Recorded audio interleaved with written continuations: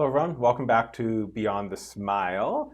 So today, I thought we're going to talk about, we're going to pull the curtain back a little bit. And we're talking about some dental lingo. Like when you guys say stuff to us, when you have tools in your mouth, what do you really mean? That's kind of what we're going to talk about today. But before we do, did you watch the game yesterday? Of course I watched the game. Wasn't that amazing? It was We needed that. As Canadians, we needed to win that game. absolutely. Yeah, it was amazing.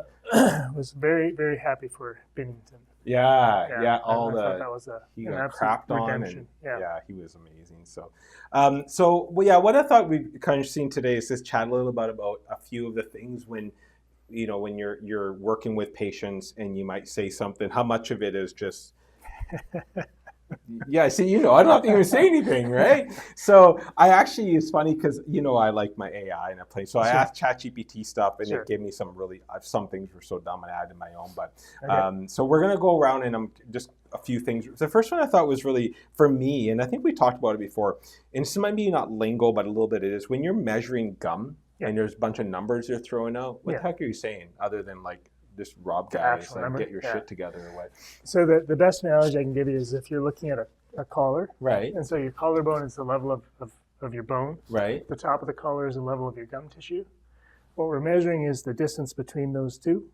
In practical theory, I guess, 2.72 millimeters is how far your floss and toothbrush bristles can reach down into that crevice and clean it out. Okay. So 2s are great. 3s start getting sketchy. 4s, you're already in trouble. There's gum inflammation, which is deepening the trough. If the trough stays deep and the bugs stay there, then the bone disappears and the trough gets deeper and the problems get bigger. That sounds terrible. Absolutely. Main thing is you don't want any 4s or 5s. Okay, so I was going to ask, like, when you're listening, because, you're sitting there, what else do you do? You're listening. When you hear a 4 or 5, you're like, oh my gosh, that's it? You're done? That's it. Pull all the teeth out. Done. Well, no, but it's like pull the floss out, maybe. Maybe pull out the water pick. That's funny. Okay, interesting. Essentially, that's what you're measuring. And do you do that typically like once a year or when you go for your cleanings? It's not all the time. Like, is it just sort of I would say a good clinic that's tracking that because, we want to make sure that what we're doing is helpful. Right, we also want to make sure that what you're doing is helpful. Or do we have to tweak it? Yeah. But the interesting thing about that number is, like a 2 or a 3 doesn't mean you're safe. Right. Okay, so I challenge you to this. You can have healthy bone-gum tissue relationship, but it can still be migrating down and getting long in the tooth, created by a different problem. So you got healthy bone and gum tissue, but it's still disappearing. Interesting. So you may still lose is that teeth. where the getting long in the tooth comes from? Yeah. Amazing. I've just learned something new this morning. But it's not a natural aging process. It's not. It's not. Huh.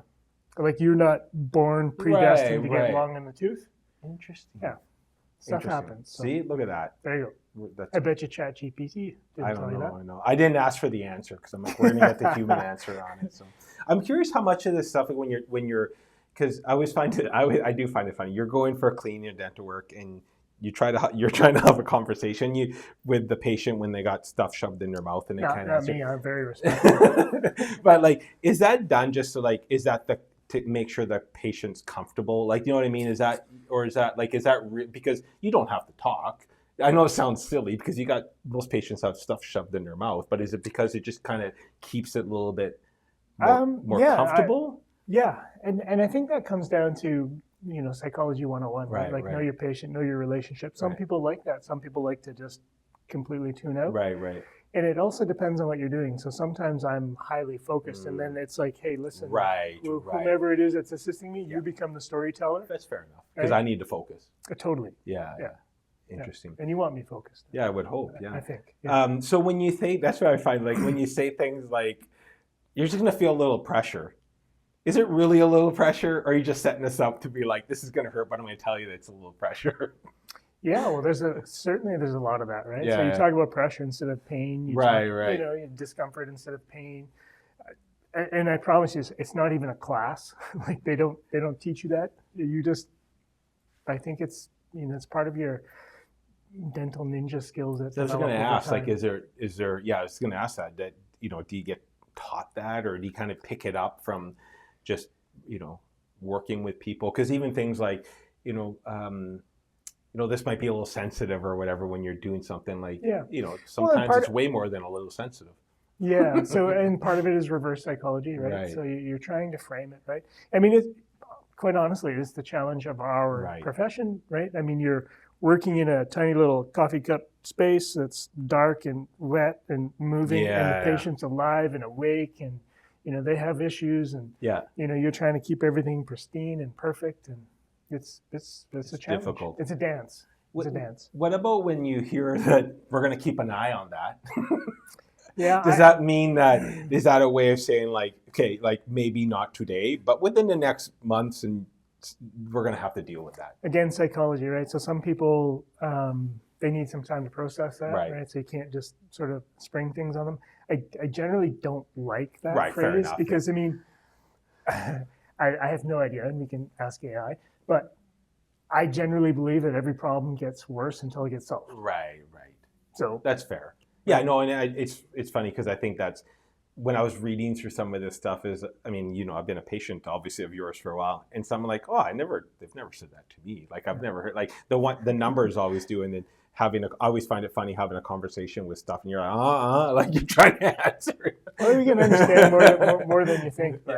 Yeah. I mean, really, all it comes down to at the end of the day is, my personal belief is it's not for me to decide. It's for me to identify and put that in front of you. And as I often joke and say, you can either build the fence at the top or park the ambulance at the bottom. So you tell me when we're pulling the ripcord. Yeah, and do you find that are you more of a person that, like you said, you more like to the point, like, one of the ones that came up is you got a little build up there. Like, do you actually say that, or you're like, hey, like, Rob, you need to floss better in the back because we're not, like, you know what I mean? Like, I think that approach is probably more of your approach. Yeah, and I work hard, I think, to remove those minimizing words, like little and just. Yeah, fair enough. Right, and I mean, it seems subtle. Yeah. And maybe it's overtly Canadian. I don't know. But I think there's enough points of confusion per this whole topic of like, what the heck are you really saying? Yeah. Right? That, the more straightforward you can be, with empathy, of course. But it's funny, you said Canadian, just got me thinking that how many times do you say, like, do something, both people say sorry to each other, like going through a door, and I'm like, such a Canadian thing. Well, going back to the hockey game last night, if the U.S. had won, there's no way I believe that Brady Tkachuk is as humble. Oh yeah. In his and deferential to Connor McDavid just scored this massive goal, and he's like, I'm so happy for the guys. He didn't look like he was happy when he got the trophy. I know. It's kind of funny. It's beautiful, actually. It is actually. Yeah. It's, well, yeah. I'm curious if you're like, are you when you're in people's mouth, and be honest, are you judging like, come on, Rob, like, you need to brush better, or can you tell right away that, like, I'm like, oh yeah, I floss every day, and you're like, BS, you floss every day.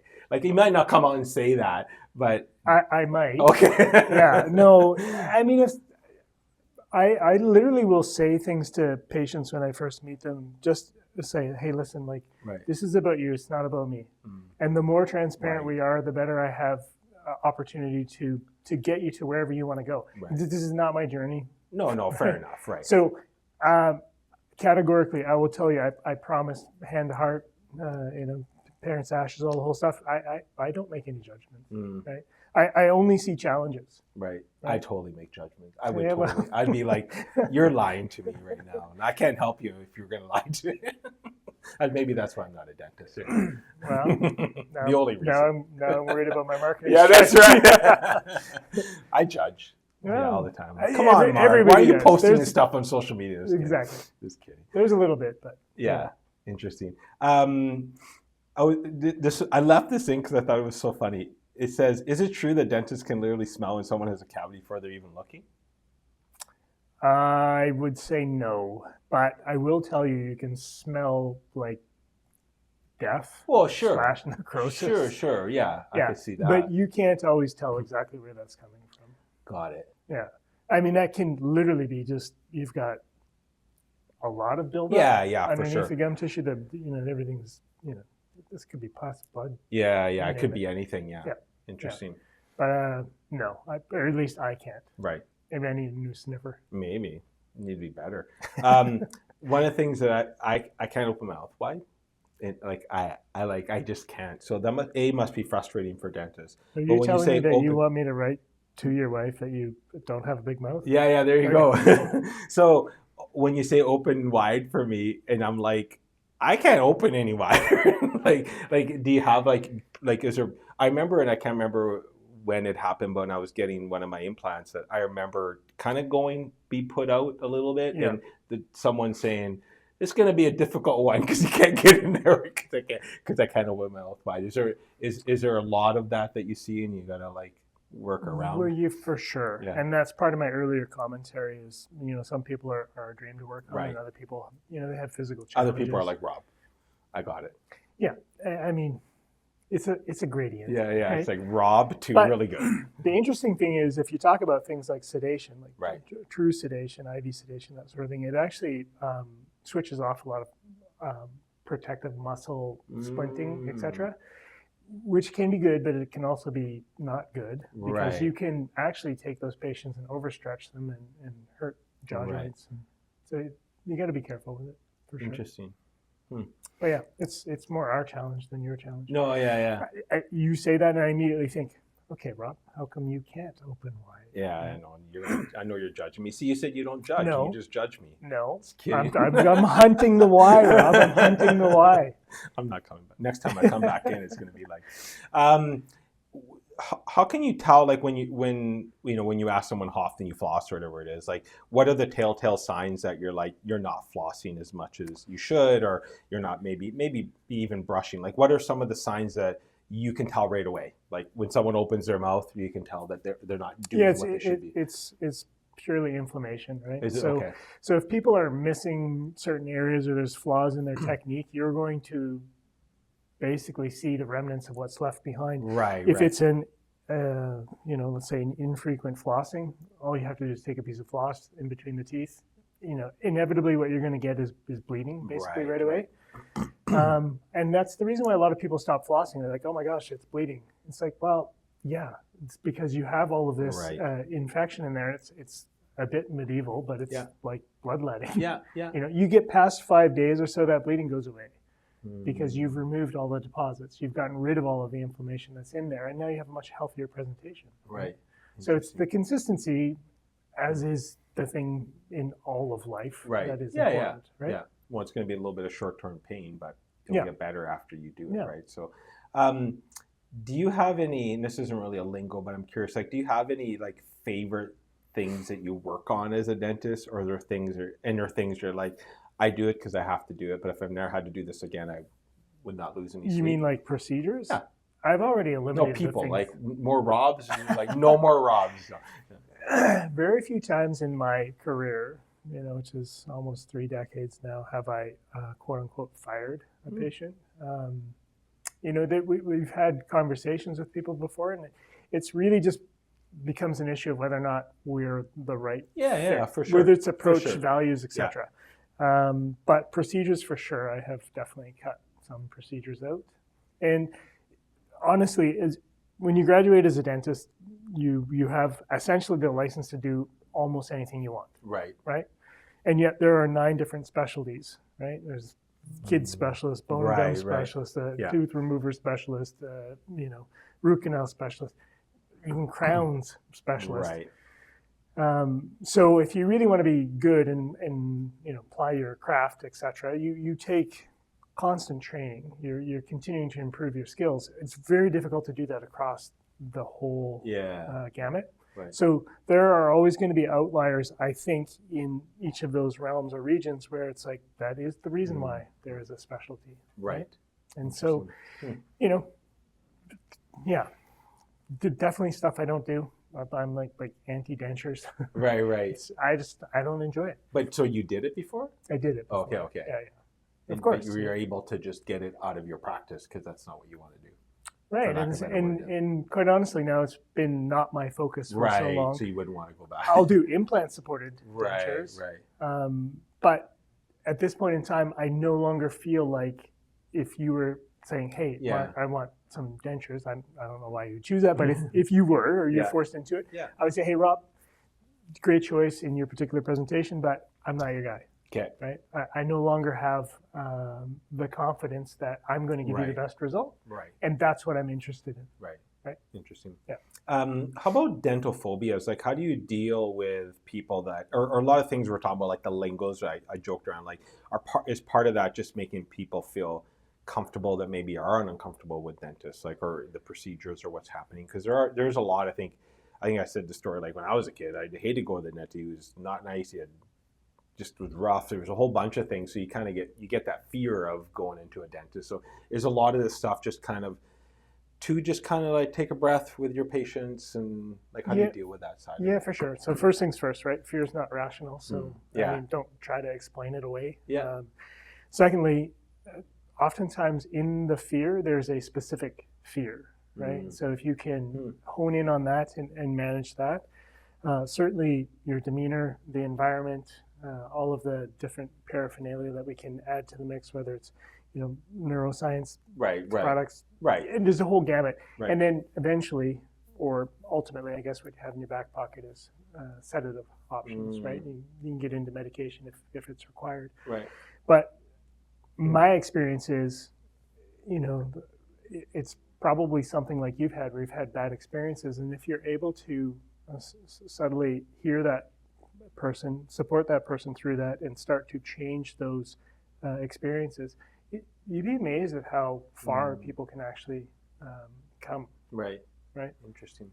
I mean, I wish somebody would do that with me for my fear of heights. But yeah. I don't know what that program looks like. Not going up. Yeah.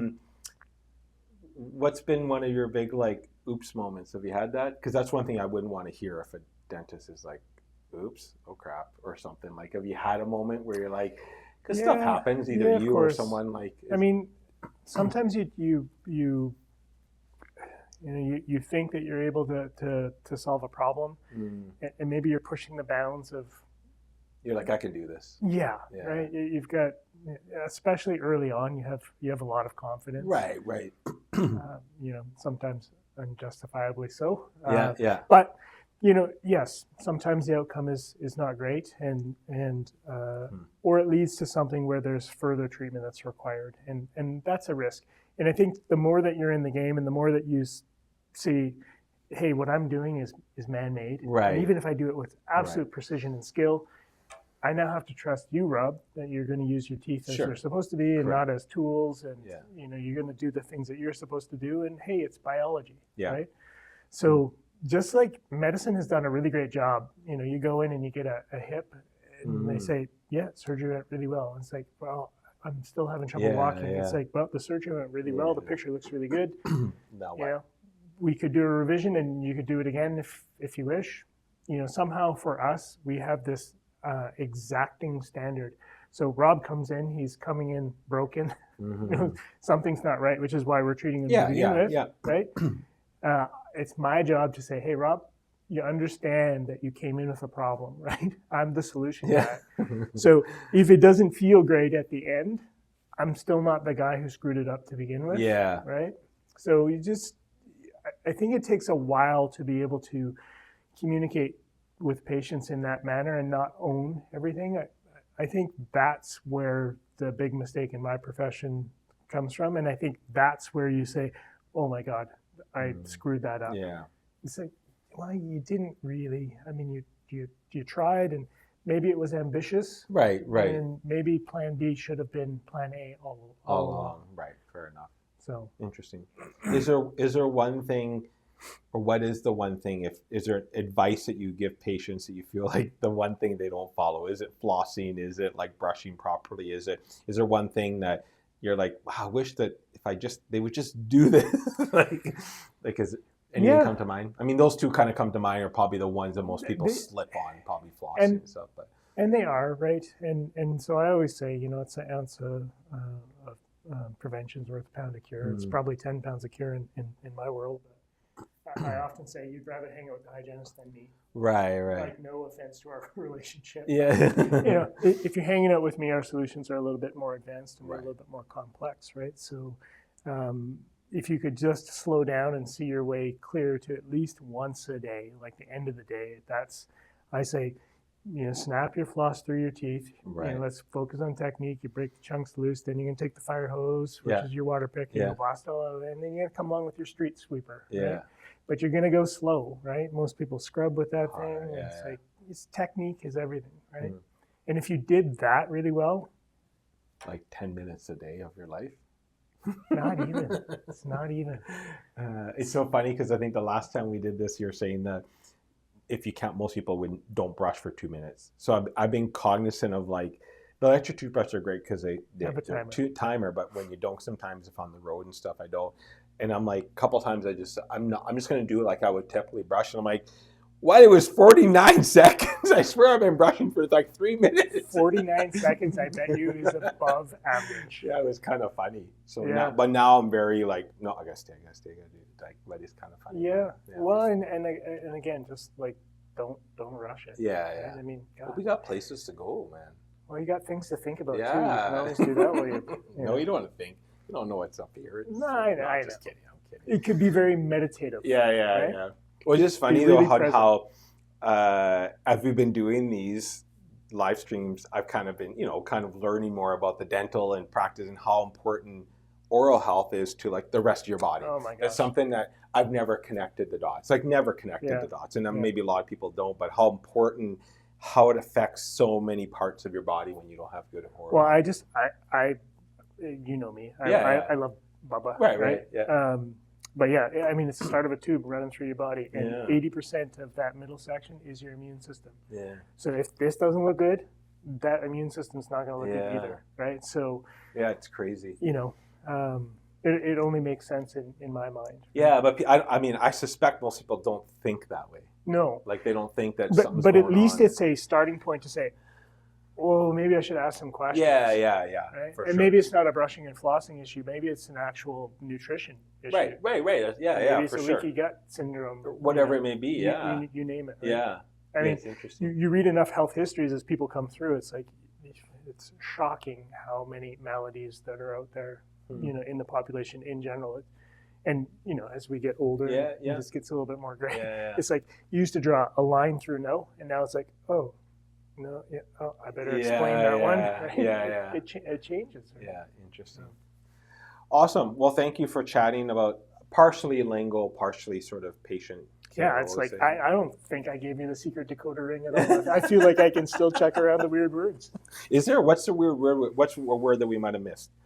It's something that what comes to mind? The ones that you usually get are that every tooth has a number, right? So it's starts with either a 1, 2, 3, 4. Corner 1, 2, 3, 4, and then from the front it's tooth 1, 2, 3, 4. So your wisdom tooth would be corner 1, tooth 8, so 1, 8. 2, 8, 3, 8, 4, 8 kind of thing. So that the teeth numbers, people sometimes will get into that, and then for whatever god-awful reason, the front is mesial, the back is distal, the outside is buccal, the tongue side is lingual. I'm sure it's Latin. Oh, got it. Okay. I mean, my degree, for crying out loud, is written in Latin. I have no idea what it says. Are you sure it's a degree? Listen, it could be a plumber. Who knows? But yeah. Anyways, those are the things. And the subset of my population, my patient population, that really will take that to heart are my engineers. I got like a handful of them that would come in and say like tooth 4, 5 on the distal, and at first I was like, whoa, what? Hey, and I was like, wow, that's extremely helpful and very specific. That's funny. Yeah, I didn't even know that. Yeah, interesting. Most people are like, is it? Yeah. It's like your tongue is touching 4 teeth. This tooth right here. Yeah, exactly. So, maybe we should do that next time. Bring up a picture of it, and we'll go through it. Oh, it's riveting. We'll do that with a glass of wine. Yeah, exactly. Well, thanks, Mark, for coming in and giving us a little bit of the inside scoop. I think it's kind of interesting to have those discussions from, like I said, the kind of pull back the curtains a little bit of sort of how you think through things is kind of what I'm. From a patient perspective, all I would encourage people to do is be more themselves. Right. Be more transparent. Be more real. Right.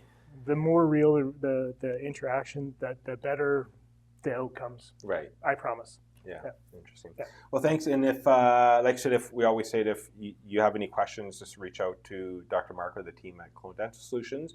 Thank you for tuning in to Beyond the Smile, and we'll see you next time. Thanks. Thanks, guys.